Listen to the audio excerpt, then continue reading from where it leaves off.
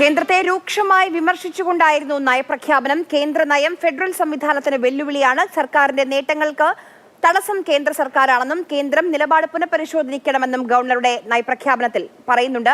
Governor വായിക്കാത്ത ഭാഗത്താണ് കേന്ദ്രത്തിനെതിരായുള്ള ഈ വിമർശനം. പ്രശാന്ത് കൃഷ്ണയാണ് നിയമസഭയിൽ നിന്ന് വിവരങ്ങളുമായി നമുക്കൊപ്പം ചേരുന്നത്. പ്രശാന്ത്, നിലപാട് അല്ലെങ്കിൽ നയം ഗവർണർ വ്യക്തമാക്കുന്നുണ്ട്. ആ ബോഡി ലാംഗ്വേജിൽ കയറി വന്നപ്പോൾ മുതൽ തന്നെ അത് പ്രകടമായിരുന്നു. നോക്കൂ, സുദീർഘമായ 60 പേജിലധികമുള്ള പ്രസംഗമായിരുന്നു. അതിൽ അവസാന ഖണ്ഡിക മാത്രം വായിക്കുന്നു. ആമുഖത്തിലാണ് മൈ ഗവൺമെന്റ് എന്നുണ്ടാവുക. എന്റെ സർക്കാർ. അതുപോലും വായിച്ചിട്ടില്ല ഗവർണർ.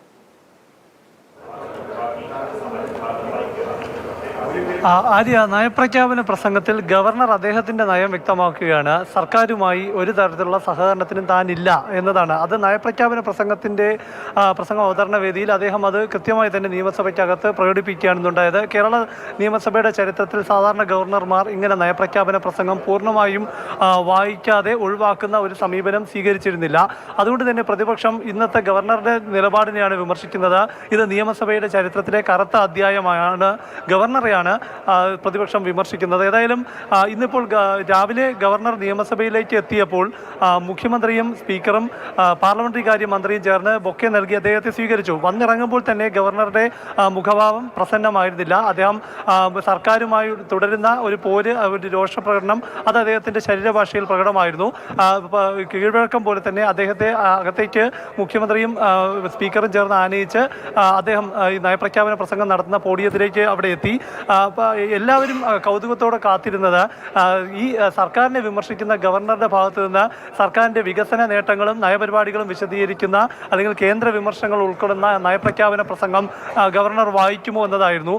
1.5 മിനിറ്റ് കൊണ്ട് തന്നെ ആ കൗതുകം അവസാനിച്ചു. കാരണം ഗവർണർ നയപ്രഖ്യാപന പ്രസംഗത്തിൻ്റെ സഭാ അംഗങ്ങളെ അഭിസംബോധന ചെയ്യുന്ന ആദ്യ ഖണ്ഡിക വായിച്ച ശേഷം താൻ ഈ നയപ്രഖ്യാപന പ്രസംഗത്തിൻ്റെ അവസാന ഖണ്ഡിക വായിക്കുകയാണ് എന്ന് പറഞ്ഞ് ആ ഭാഗത്തേക്ക് കടക്കുകയായിരുന്നു. അതായത് 63-ാം പേജിലെ 136-ാം ഖണ്ഡിക അതായിരുന്നു അദ്ദേഹം വായിച്ചത്. അതിൽ പറയുന്നത് ഈ ഫെഡറൽ സംവിധാനം നിലനിൽക്കേണ്ടതിൻ്റെ ആവശ്യകതയും സംസ്ഥാനത്തിൻ്റെ ഉത്തരവാദിത്വവുമായി ബന്ധപ്പെട്ട കാര്യങ്ങൾ മാത്രമാണ്. സർക്കാരിൻ്റെ നയപരിപാടിയുമായി ബന്ധപ്പെട്ട അല്ലെങ്കിൽ വികസന നേട്ടങ്ങൾ പറയുന്ന ഭാഗങ്ങളിലോ കേന്ദ്ര വിമർശനങ്ങൾ ഉൾക്കൊള്ളുന്ന ഭാഗങ്ങളിലോ ഒന്നും തന്നെ അദ്ദേഹം കടന്നില്ല എന്നത് ഏറ്റവും പ്രധാനമാണ്. അതായത് പൂർണ്ണമായും നയപ്രഖ്യാപന പ്രസംഗം അദ്ദേഹം വായിക്കാതെ ഒഴിവാക്കി താൻ ഔദ്യോഗികമായുള്ള തൻ്റെ കൃത്യനിർവഹണ കടമ അത് ഭരണഘടനാപരമായ ഉത്തരവാദിത്വം നിറവേറ്റുക മാത്രമാണ് അദ്ദേഹം ചെയ്തത് എന്നത് വരുത്തി തീർക്കുകയാണ് ഉണ്ടായത്. ഏതായാലും അധികം ആർക്കും മുഖം വന്നത് 2 പുതിയ മന്ത്രിമാരുടെ സത്യപ്രതിജ്ഞ ചടങ്ങിൽ രാജ്ഭവനിൽ വെച്ചായിരുന്നു. അന്നും മുഖത്തോട് മുഖം നോക്കിയിരുന്നില്ല. ഇന്നും ഒരു മാറ്റവുമില്ല. അതായത് സർക്കാർ ഗവർണർ പോലെ അല്ലെങ്കിൽ ഒരു മഞ്ഞുരുകൽ ഉടനൊന്നും പ്രതീക്ഷിക്കേണ്ട. പ്രശാന്ത്, ഒരു രൂക്ഷമായി തുടരുന്നു എന്ന് മാത്രമല്ല അത് പാരമ്യത്തിലേക്ക് എത്തിയിരിക്കുന്നു. സർക്കാരിനെ സംബന്ധിച്ച് ഗവർണറുടെ ഇന്നത്തെ ഈ സമീപനം കൊണ്ട് ഭരണഘടനാപരമായ അല്ലെങ്കിൽ മറ്റ് പ്രതിസന്ധികളൊന്നുമില്ല. കാരണം ഗവർണർ സാങ്കേതികമായും ഈ നയപ്രഖ്യാപന അവതരിപ്പിച്ചു കഴിഞ്ഞിരിക്കുന്നു. അതുകൊണ്ട് തന്നെ സഭാ സമ്മേളനത്തിന് വേറെ തടസ്സങ്ങളില്ല. മറ്റ് നടപടികളുമായി മുന്നോട്ട് പോകാം. ബില്ലുകൾ ഒപ്പിടാത്ത സാഹചര്യം അവിടെ ഒരു വശത്ത് നിൽക്കുന്നു. അതിന് നിയമവഴികൾ തേടിയിരിക്കുന്നു. ഗവർണറെ പ്രകോപിപ്പിച്ച പല കാര്യങ്ങളിൽ ഒന്നതാണ്. നിയമവഴികൾ തേടി സുപ്രീം കോടതി പോയിരിക്കുന്നു.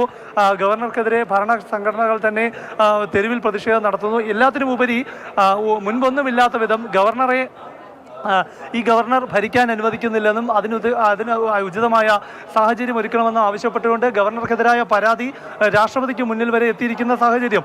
അപ്പോൾ അതുകൊണ്ട് തന്നെ ഗവർണറുടെ ഭാഗത്ത് നിന്ന് ഇത്തരത്തിലൊരു നയപ്രഖ്യാപന പ്രസംഗ വേദിയിൽ ഇത് തന്നെ ഉണ്ടാകും എന്നത് ഏറെക്കുറെ ഉറപ്പായിരുന്നു. പക്ഷേ രാജ്ഭവൻ കേന്ദ്രങ്ങളൊന്നും തന്നെ സുദീർഘമായ ഒരു നയപ്രഖ്യാപനമായിരുന്നു. അത് മുഴുവൻ വായിച്ചില്ല എങ്കിലും കേന്ദ്രത്തിനെതിരെ വിമർശനമുണ്ട്.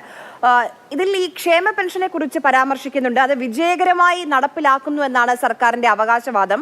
ചോദിക്കാനുള്ളത്, നമുക്കറിയാം ഇപ്പോൾ കഴിഞ്ഞ 2 ദിവസം തികഞ്ഞിട്ടില്ല കോഴിക്കോട് ഭിന്നശേഷിക്കാരൻ 5 മാസമായി ക്ഷേമ പെൻഷൻ മുടങ്ങിയിട്ട് ആത്മഹത്യ ചെയ്തത്.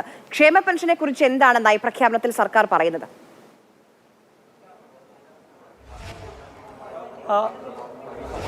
ആര്യ, ഇതിൽ ഈ ക്ഷേമ പെൻഷനുമായി സർക്കാരിൻ്റെ നയപ്രഖ്യാപനത്തിൽ വികസന കാര്യങ്ങളും ചെയ്ത കാര്യങ്ങളും ഇനി ചെയ്യാനിരിക്കുന്നതുമായുള്ള സൂചനകളെല്ലാം തന്നെ നൽകുന്നുണ്ട്. അപ്പോൾ അതിൽ ഏറ്റവും പ്രധാനമായും പറയേണ്ടത് ക്ഷേമ പെൻഷനുമായി ബന്ധപ്പെട്ട കാര്യങ്ങളാണ്.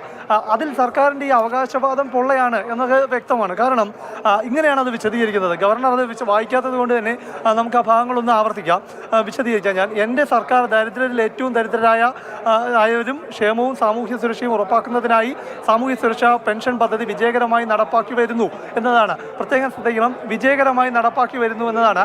നമുക്കറിയാം 4 മാസത്തെ പെൻഷൻ കുടിശ്ശികയാണ്, പെൻഷൻ കിട്ടാത്ത സാഹചര്യം. ധനമന്ത്രി സാങ്കേതികമായും കഴിഞ്ഞ അതായത് നവംബർ ഡിസംബർ മാസങ്ങളിൽ പെൻഷൻ കൊടുത്തിട്ടുണ്ട് എന്ന കാര്യങ്ങൾ പറയുമ്പോഴും കുടിശ്ശികയുണ്ട്, കൃത്യമായി കിട്ടുന്നില്ല എന്നതൊരു വസ്തുതയാണ്. നിസ്സഹായരും അർഹരുമായ ഏതാണ്ട് 1/2 കോടിയോളം പേർ സാമൂഹ്യ സുരക്ഷാ പെൻഷന് കീഴിൽ വരുന്നു. ഇത്തരത്തിലുള്ള സാമൂഹ്യ സുരക്ഷാ പെൻഷനുകളുടെയും ക്ഷേമനിധി ബോർഡ് പെൻഷനുകളുടെയും വിതരണത്തിനായി നിലവിൽ പ്രതിമാസം ഏകദേശം 900 കോടി രൂപ വകയിരുത്തിയിട്ടുണ്ട് എന്നതാണ്. പ്രതിമാസം 900 കോടി രൂപ വകയിരുത്തിയിട്ടുണ്ടെങ്കിൽ എന്തുകൊണ്ട് സർക്കാരിന് എല്ലാ മാസവും പെൻഷൻ കൊടുക്കാൻ കഴിയുന്നില്ല എന്ന ചോദ്യം വളരെ പ്രസക്തമാണ്. അതായത് നയപ്രഖ്യാപന പ്രസംഗത്തിൽ വസ്തുതാപരമായ പിഴവുകൾ അല്ലെങ്കിൽ വസ്തുതാപരമല്ലാത്ത കാര്യങ്ങളുണ്ട് എന്ന കാര്യം വ്യക്തമാണ്. ഇത്തരം കാര്യങ്ങൾ ഈ ഗവർണർ വായിക്കാത്ത ഭാഗം മുഴുവനും വായിച്ചിട്ടില്ല. അപ്പോൾ അതുകൊണ്ട് തന്നെ അതിലെ പ്രധാനപ്പെട്ട ചില കാര്യങ്ങൾ കൂടി ഞാൻ ചൂണ്ടിക്കാണിക്കാം. ഈ സപ്ലൈകോയുമായി ബന്ധപ്പെട്ട് സപ്ലൈകോയ്ക്ക് സബ്സിഡി കുടിശ്ശികകൾ നൽകുന്നില്ല.